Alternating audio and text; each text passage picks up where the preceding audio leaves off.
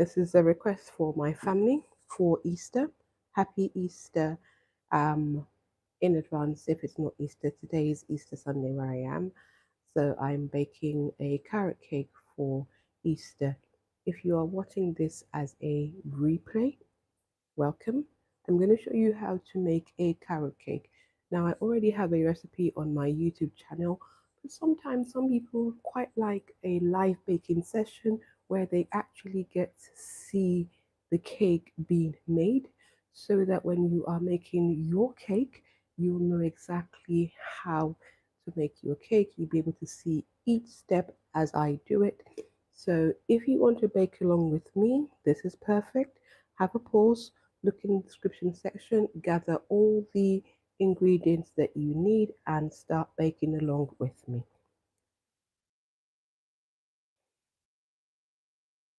Okay, I'm just logging in so that I can see if anyone joins me live so I can answer any questions. So let's get started. So obviously it goes without saying that the start of the ingredients is carrot.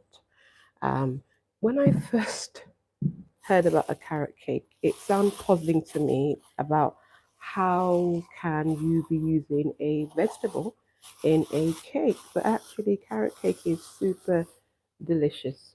So what you want to do is you want to grate the carrots. So you just use a bog standard grater to grate your carrots and then you measure them out. Carrot cake is actually quite rich and moist. The other things that we use is we use two types of sugar. I use brown sugar and I'm also using white sugar. Now, brown sugar is great because brown sugar has a nice caramel note and makes your cake absolutely super moist. And then you have your regular white sugar.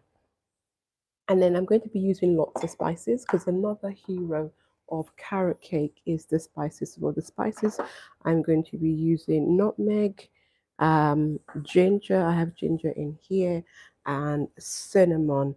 Now, if you've never baked with spices, then don't be scared because actually using spices in your cake brings a whole new dimension of flavor to your cake. So you should try it out. The key thing when using spices in your baking is to be very like stick to the amount. You only need a small amount of spices in your cake. If you put lots of spices, it will one overpower your cake and your cake will not taste nice. So stick to the amount. You just need a small amount and it goes a long way. The other thing that we use in carrot cake is applesauce. Now, applesauce you can get from your local supermarket. It's basically like stewed apple. And the advantage one, it gives flavor, but two, it also brings moisture into your cake. So the addition of the applesauce and the carrot together with also, I would say, the brown sugar brings a whole new dimension of flavor and taste to your cake. And then the other last thing is we're going to be using your raisin agents, bicarbonate of soda and baking soda to give our cakes a nice rise. Salt as well. Salt, whenever you see salt in a baking recipe, don't miss it out because salt will not make your cake salty. Actually, salt is a flavor enhancer. The addition of salt brings balance to your cake and makes your cake super, super rich. So, literally, all the ingredients that you have in your cake recipe all work together to make a fabulous cake that tastes absolutely nice. Now, if you're watching on the live and you've got any questions, then please just put it in the comment section. Okay, so the first thing I'm going to do is put all your dry ingredients together into one bowl. Um, let me just make sure I've got everything. I've got it all written down. I don't bake from from memory because memory will fail you. So either you're using it on your phone or in a book. Just make sure that you have your recipe available for you to refer, because actually part of the mistakes when your cakes go wrong, if you are trying to remember everything, chances are you'll forget a key ingredients and then you'll end up wasting all your money on the ingredients, which is not something that you want to do, particularly in these times that we are in. So I've already got the flour. This is plain white flour. Don't use self-raising, because self-raising flour has raising agents which shift the balance. So plain flour is just plain flour. You cannot substitute for self-raising. So next I'm going to add my spices. So here I am definitely going to be referring to my notes to make sure that I have the right quantity. Now the recipe in the original recipe, where it's a shorter condensed version, I make 2 times 8-inch cake, but I'm actually going to be making a smaller cake, a 6-inch cake, so I'm making half of the recipe. But I will put all the details in the comment section later on. So cinnamon, I'm going to be using 3/4 of a teaspoon. So let's work that out.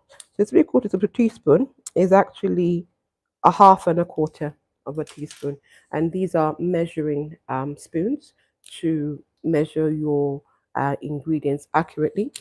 If you don't know what ingredients and what tools that you need for baking, I did a video recently where I showed you all the tools that I have both for baking, for cake decorating and fondant, so that you know exactly what to buy. And I have a handy guide which is available on my channel as well, which just gives you a comprehensive summary of all the tools that you need. So you're not wasting money buying tools that you never use or tools that are not useful for you.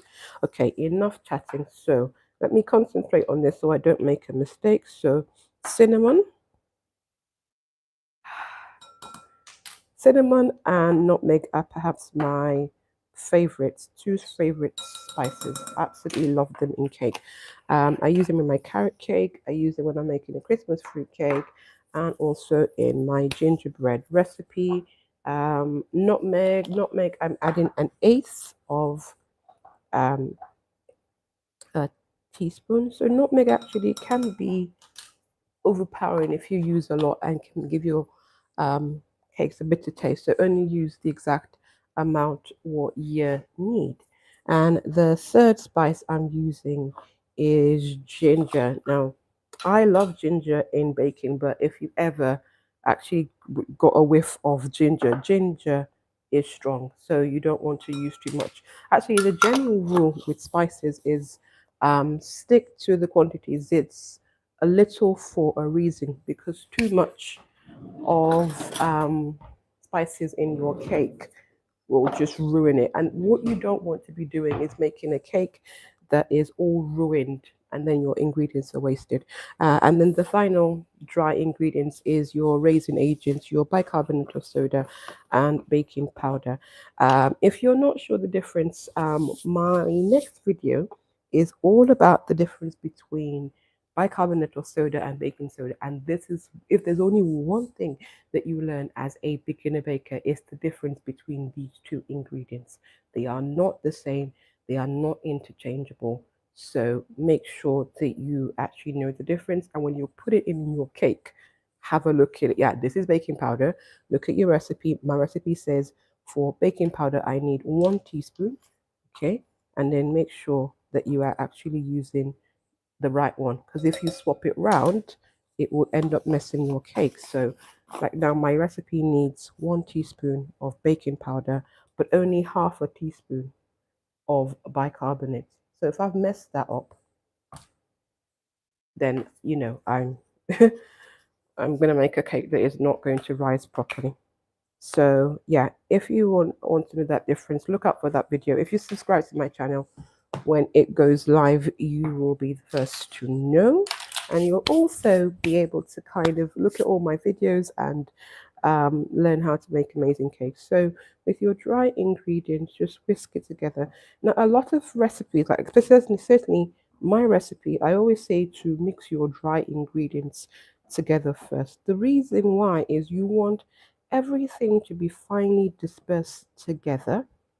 Um, and when you are, but you want to do it before you add the wet ingredients, because with flour, once you add wet ingredients to your flour, you activate molecules called gluten in your flour. These are the molecules that will form the bond that will make your cake structure. Now, for cake, you want some gluten, but you don't want a lot of gluten. A lot of gluten actually makes your cake tough, which is not what you want.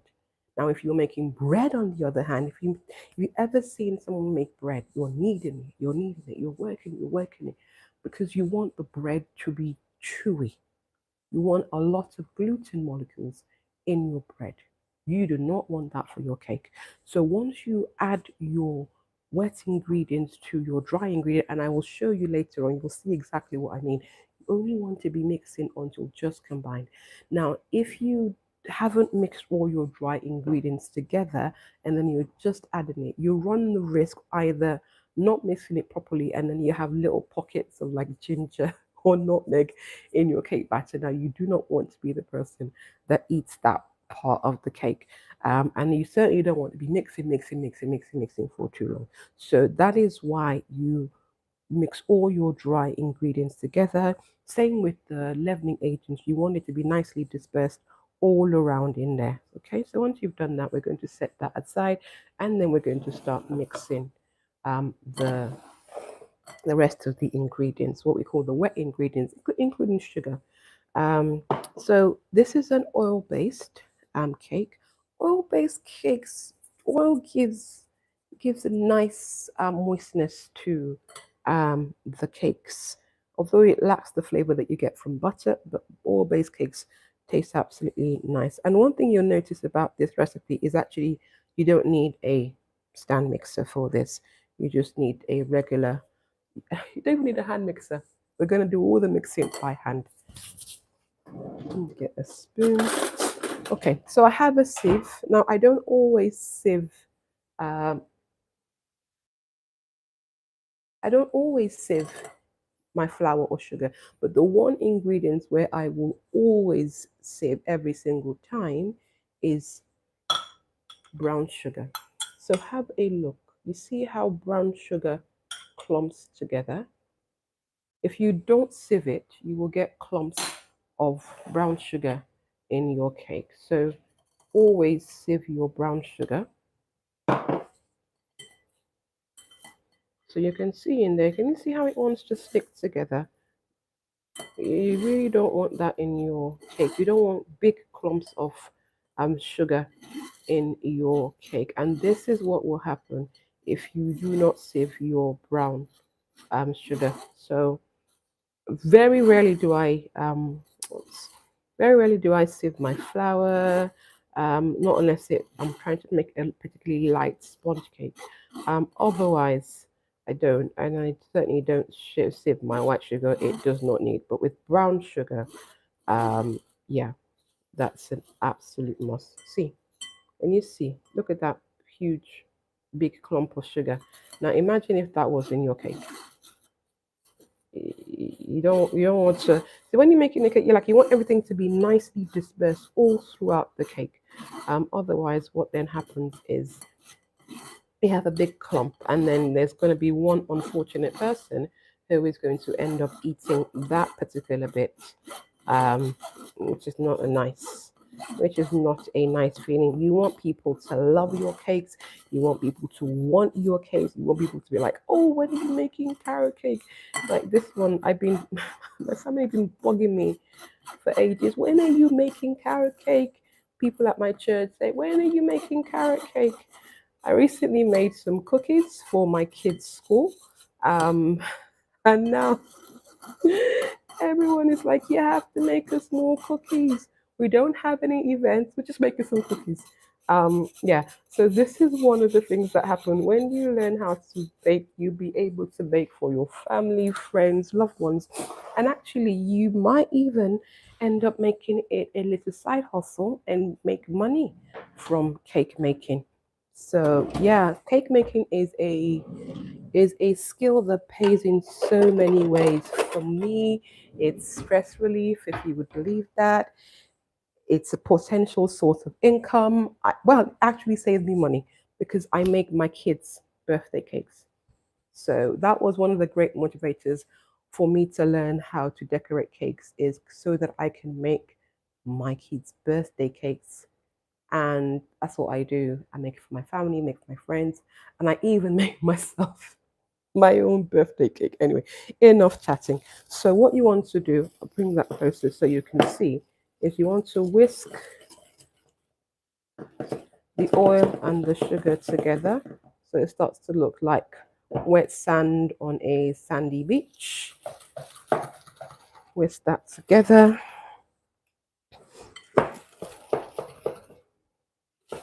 And then we're adding the sugar. Oh, this is white sugar. You don't need to sieve white sugar. It will just pass through the sieve. So again, whisking it together. If you get clumps in there, yeah.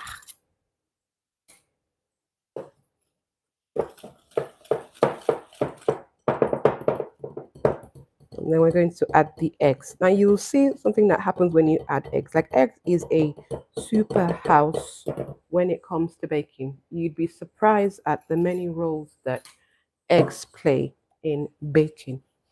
One of the key roles that eggs play in baking is eggs act as an emulsifier. So it allows things that normally wouldn't mix to mix together. So you have fat and you have fluid based, like liquid based ingredients in your cake. Those don't want to mix. If you've ever tried to mix, like, or if you ever poured oil into water, you know that they don't want to mix. And you, for your cake batter, you want everything to come together and be one big happy family. That's what egg does. Egg is like the, I don't know what words to use, but eggs is that thing that just brings everything together and gives you a homogeneous, if I can use a scientific term, homogeneous batter.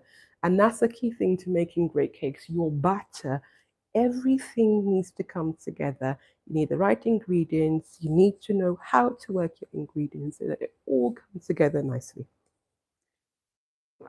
Okay, so now, so you add the eggs, one eggs, and then you mix it. So can you see? See how everything is nicely coming together now? That's the magic power of eggs. And this is, I mean, this is why eggless cakes can be, there are some great ones out there.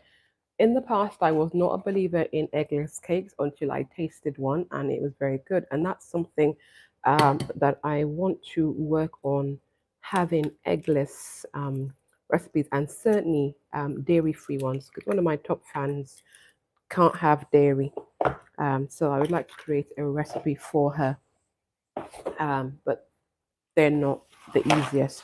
If you want to use dairy-free or eggless cakes, look for one that is specifically designed for that.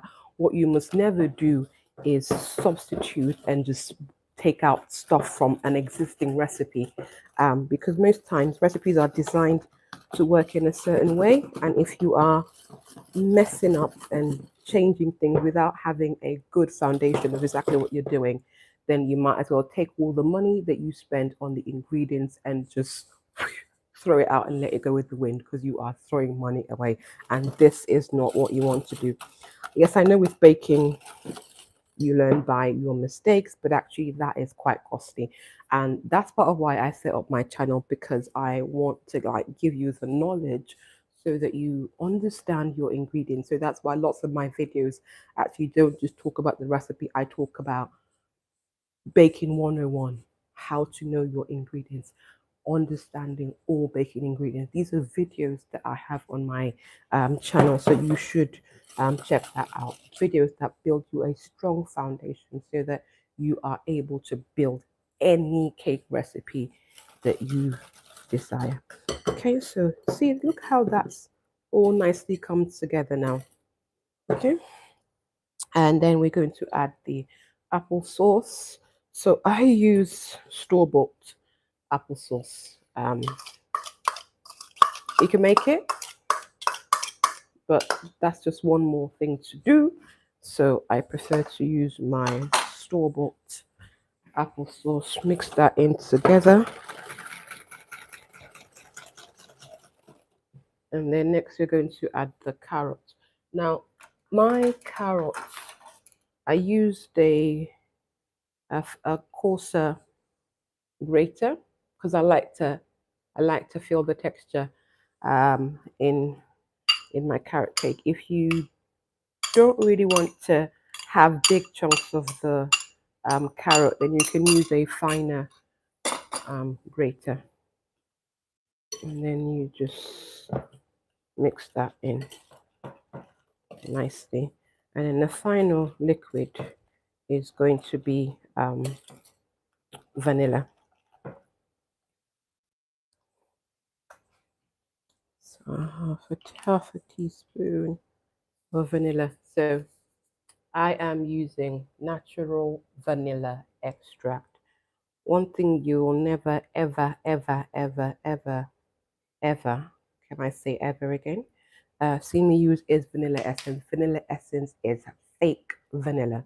It is artificial flavoring, and to be honest, it tastes absolutely nasty. So don't use that in your cake. Use proper vanilla extract. You can use vanilla bean paste. I like vanilla bean paste. Or if you want to be fancy and savvy, you could actually use vanilla bean pods. Now that tastes awesome, but it's expensive. So yep.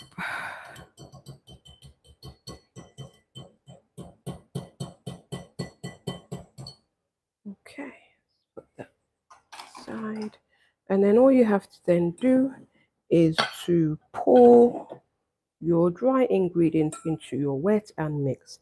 Now, normally I would put walnuts in my carrot cake to give it that nice crunch and texture, but we're having guests and I try to avoid nuts if I'm not sure about nut allergy because I don't want anyone to get sick from eating my bacon. Okay, so this bit I'm just going to tip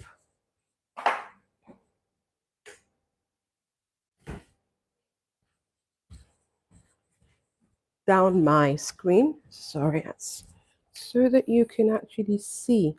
This is a crucial part of baking that took me so long to understand. What it means when your recipe says mix until just combined. Okay, I want to get it in a point where you can see. Okay, so can you see that flour? So when you're mixing, no, that doesn't show very well. So you're still seeing flour. So you want to mix it gently. You don't want to be too vigorous because you have all that air that you've whisked in with the eggs. So you can still see flour.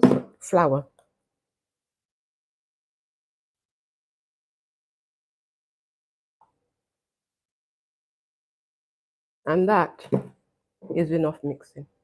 So when it says mix until just combined, it means mix until you cannot just about not see any flour. And once you get to that place, stop. Because if you keep mixing any longer, then you are over mixing. And one of the key mistakes people make is over mixing their cake. Okay. The other thing I would say to do, where is my spoon, is to just have a quick scrape at the bottom, or if you're using a glass bowl, you can look underneath to make sure that there is no granules of flour unmixed there. If there is, just scrape your bowl. And that is all that you need to do. Now, I thought,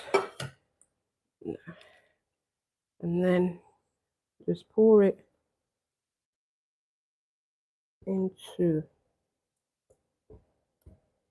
your cake tin, which I've already prepared. If you don't know how to line a cake tin or you've tried other methods that haven't worked, I have a tried and tested method that works for me every single time. So you should check it out. And then I've already been preheating my oven. So all that needs to be done is pop it inside the oven to bake.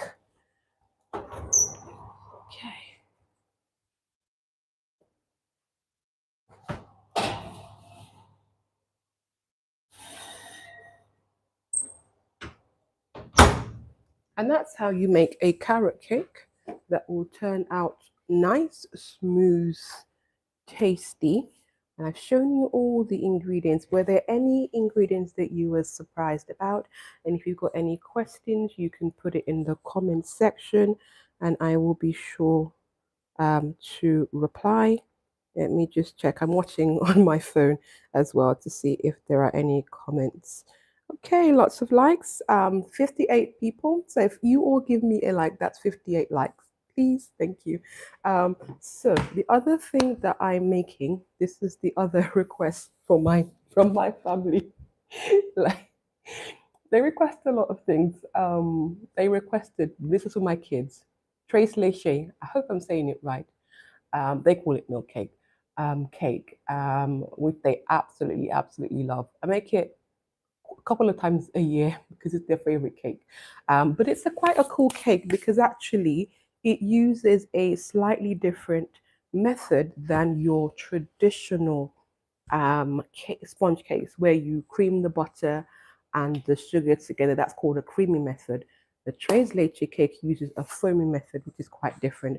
For that, you do need a stand mixer, and I'm going to go get my stand mixer. Ooh. Actually, no, I don't think it's not like an absolute must. But it makes life easier because you need to whip up the egg whites until it gets to stiff peaks. If you are trying to do that by hand, ooh, you're gonna have sore arms by the end of the day. You could do it with a a hand mixer. I'm sorry. And that would work well. Oh, still only 2 likes. I have 47 people watching. Please give me a likes. It does help my YouTube channel grow. And you would make me one happy baker. Thank you. So, yeah. So I was talking about mixers. Yeah. So if you are using a hand mixer, then that does make a whole big difference. My family are up. I just need to get the whisk.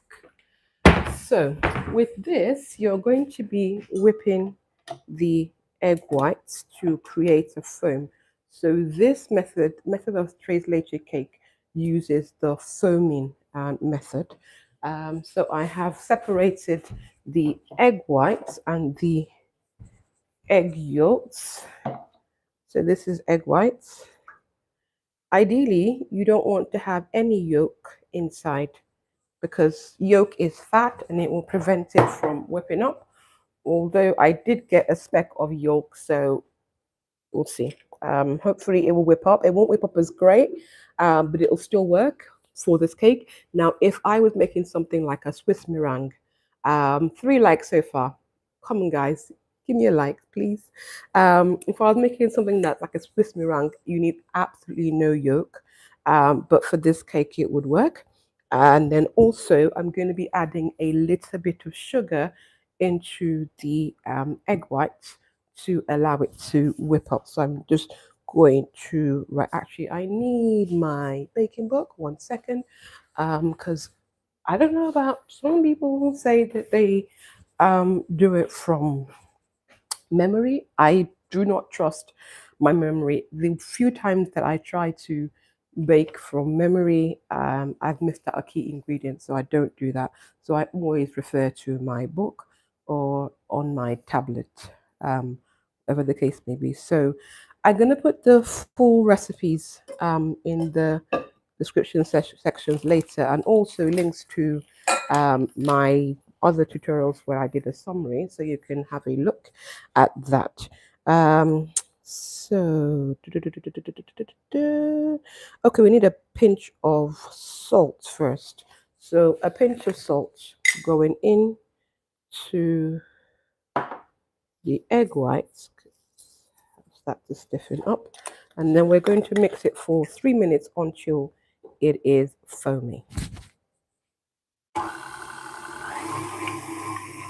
Now, remember I was talking about the magic of of eggs in general. Eggs play so many roles, but one another role, we talked about emulsification, so that's one of the roles that eggs play. Another role that egg play in cakes is it can be a leavening agent. So if you whip up eggs, so if you see lots and lots of bubbles when you're whipping up eggs. This is air. Air in your cake translates to giving it a rise, nice, soft cake texture. So eggs is actually a great leavening agent, and there are actually some cake recipes that do not use any baking powder or any bicarbonate of soda. And I have one recipe already on my YouTube channel where I talk about where I show you how to make a cake with low leavening agents if that's what you're looking for. So it is possible, or with the magic of egg whites. Um, so next I need to add white sugar.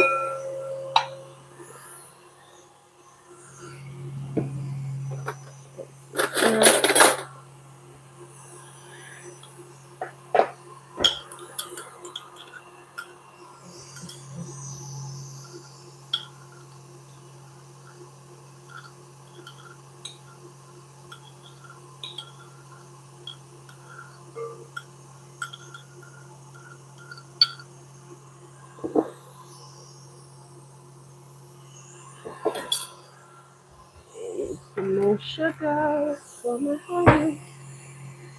Sugar.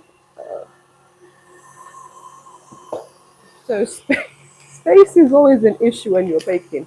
That's why I always say mise en place.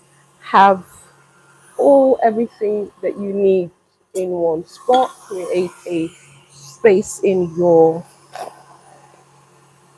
around your kitchen, no matter how small your kitchen is.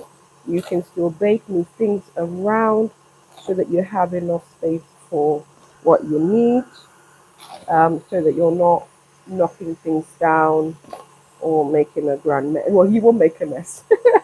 I think that's also the worst thing about baking is the absolute mess that is created, and the washing up. That is my least favorite part of baking. Now, see, look how the egg whites have been transformed. So now what I'm going to be doing, while still mixing, I'm going to be adding the sugar just bit by bit, enough for it to incorporate. Now you can see that this is now a lovely, nice, thick bone. So as you can imagine, if you see when I say that this egg on its own is enough to give a nice rise, okay, to your cakes. I'm still looking for some more likes, please. So if you're watching this video, please give me a like. It helps my channel grow. And subscribe as well for more cake decorating tutorials. Um, yeah, so just put that in bit by bit.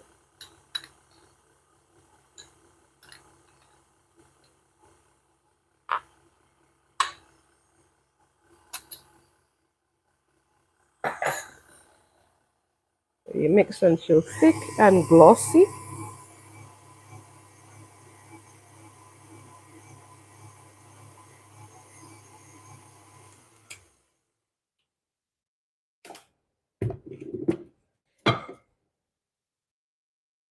Look at that. That is egg white. Egg whites and sugar. It's not quite done. It needed to be a little bit what we call stiff peaks. So just for a little bit longer.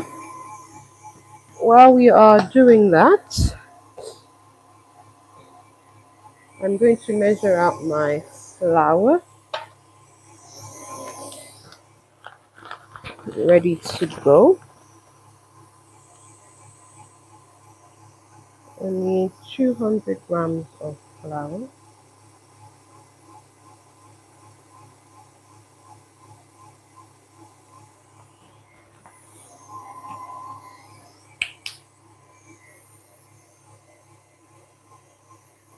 If you are watching this live, I would appreciate more likes. Thank you very much. And if you've got any questions, either on this live or later on, put it in the description section, in the comment section, and I will answer all your comments. Okay, I think that's not quite stiff peaks yet. Stiff peaks is when you bring it up, that should stay up. So that's what we call soft peaks. You can see it's dipping. Stiff peaks, it needs to stay up. It needs to stand up tall, tall and proud. It needs to be stiff and proud. So a little bit more to go. So you can see why I say this part is having a stand mixer helps a lot. Um, so I also need a bit more sugar because I'm going to be mixing the sugar with the egg yolk. So this recipe uses both the egg whites and the egg yolks together, but just in the recipe, but just uses it separately.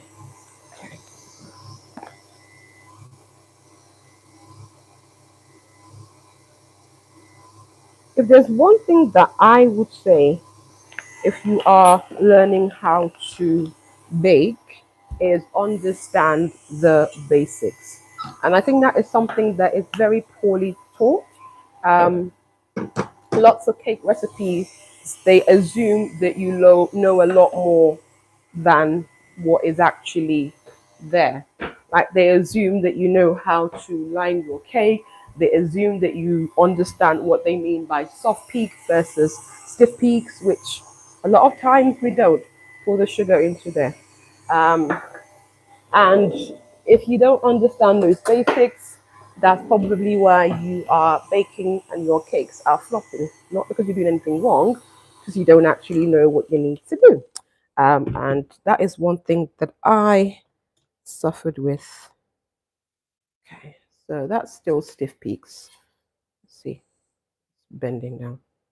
I don't think that's still soft peaks. I don't think it's going to fully come to stiff peaks, but I will keep whipping it um, for a bit longer. Yeah, it's understanding the ingredients. My family are they're awake and they're wanting breakfast. I'm finishing soon. Okay, so your egg yolks and your sugar, whip that together until it is pale and frothy.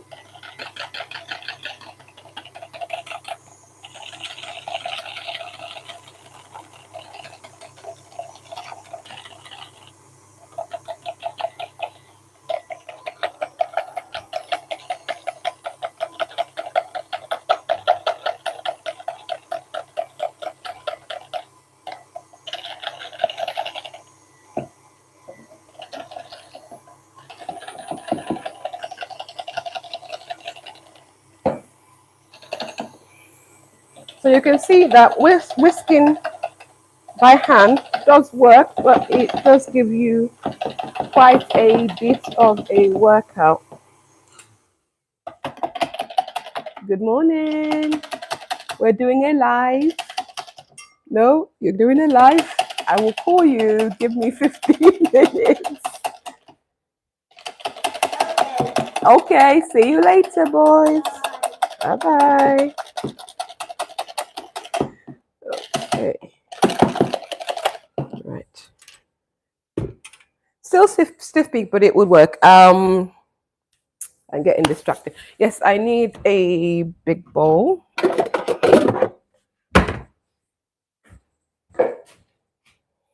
Right, let's make some space. The one thing I forgot to do. We're also using baking powder, so I'm going to add that into my dry ingredients. 1 teaspoon.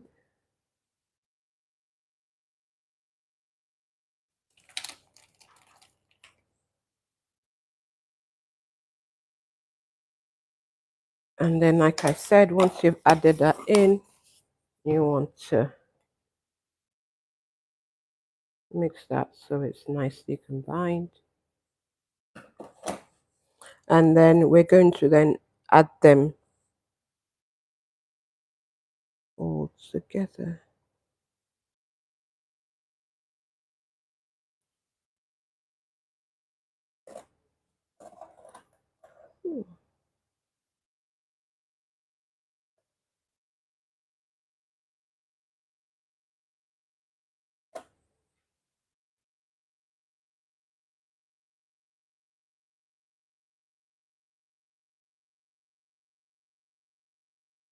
Sorry, I'm just checking something.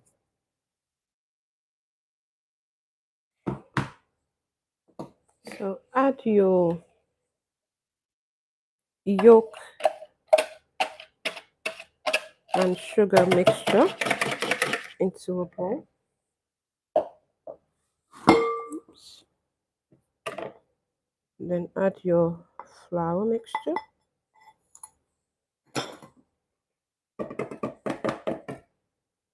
And add your vanilla. So you want 1 teaspoon of your vanilla.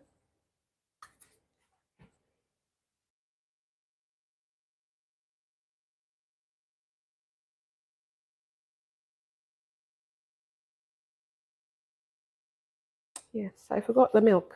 I need a whole milk. 1 second.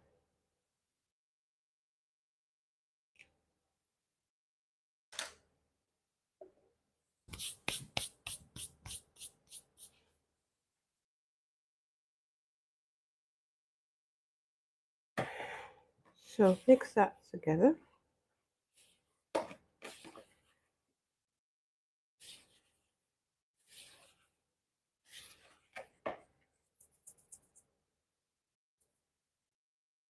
Just need milk. Normally, I forgot to take out the milk. I broke my own rule of actually properly preparing for my baking. But anyway, if you ever forget to take your milk and your milk is cold, don't just chuck it in like that.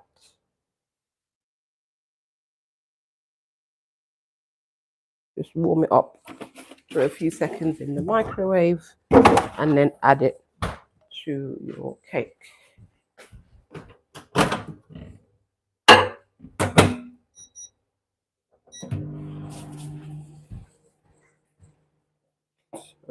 Mixing the dry ingredients. I knew there was something wrong with what I was doing.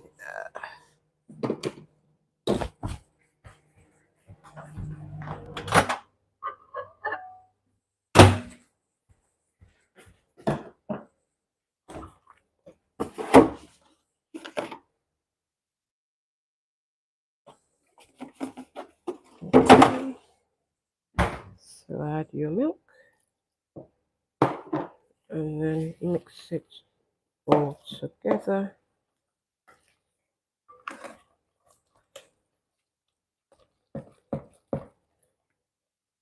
So it looks thick to start off with. Don't worry. Next thing you're going to do is add the egg whites into it. You're going to do what we call folding, and that is going to loosen up your mixture quite a bit.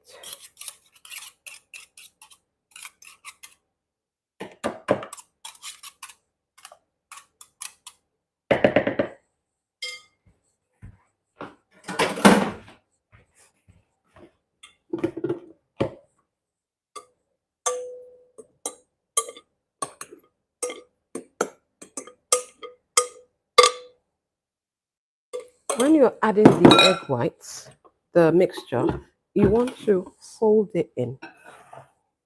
So you don't want to stir. Just think of it like a figure of 8 in like that. And you're folding it in. Because if you are mixing in it vigorously, you're going to deflate and lose out all the air.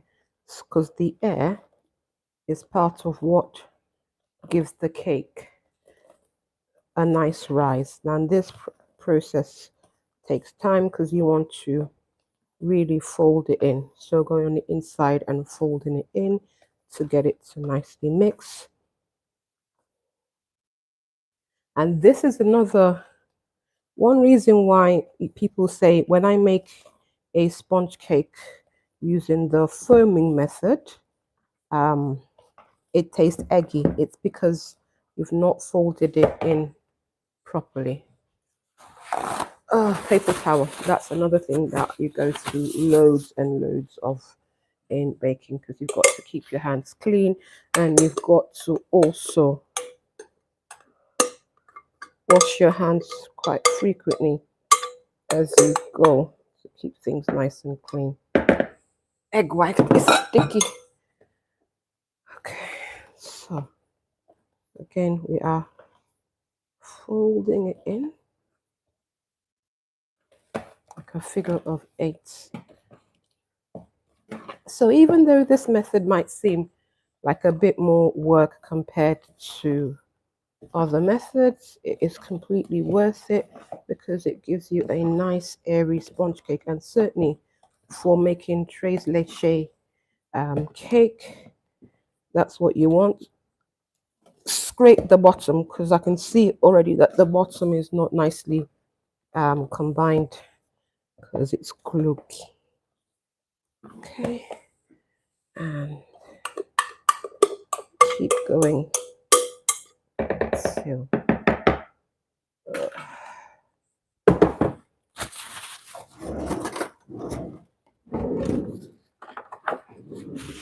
and you've noticed that this is my third spatula that I'm using, and that's why you have many spatulas. I did a live recently where I opened up all and showed all my baking tools, and I have four spatulas, and this is why, because in this baking session alone I've used 3 spatulas, so it saves me having to keep washing them all the time.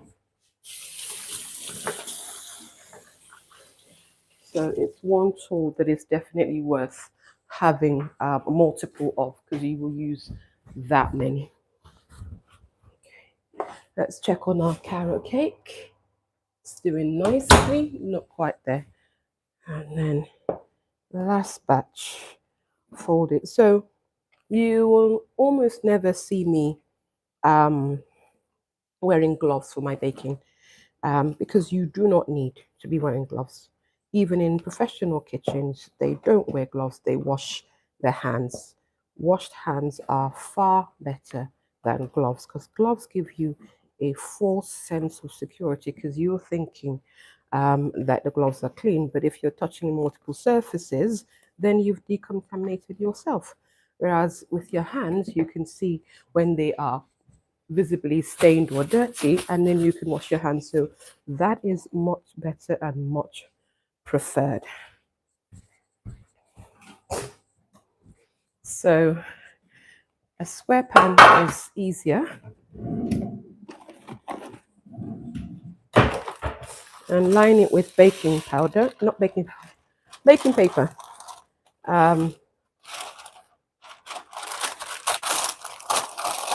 Have a slight overhang because you're going to take out your cake. It helps to have a little lip on there. And one trick I did, because baking paper don't want to stay, so what I learned this off YouTube, is squash it up so it's nice and crinkled and not stiff. And then when I put it in the pan, it's lost some of that memory and it stays. And here is our Tres Leches cake. Let's pop it all in there.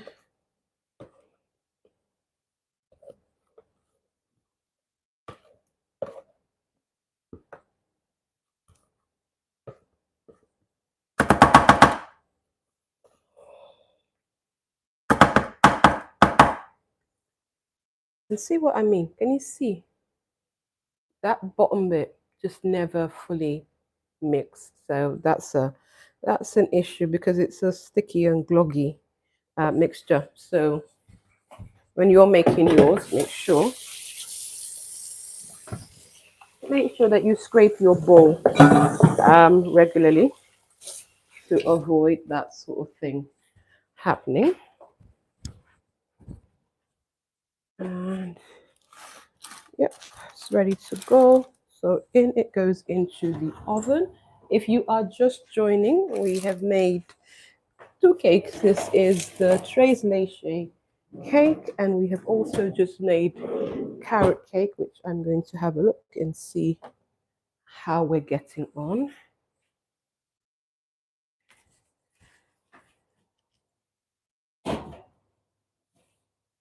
No, it's not quite ready, but it smells absolutely good. But anyway, so that was it, guys. I've shown you live all the steps that you need for making a delicious carrot cake and a Tres Leches cake.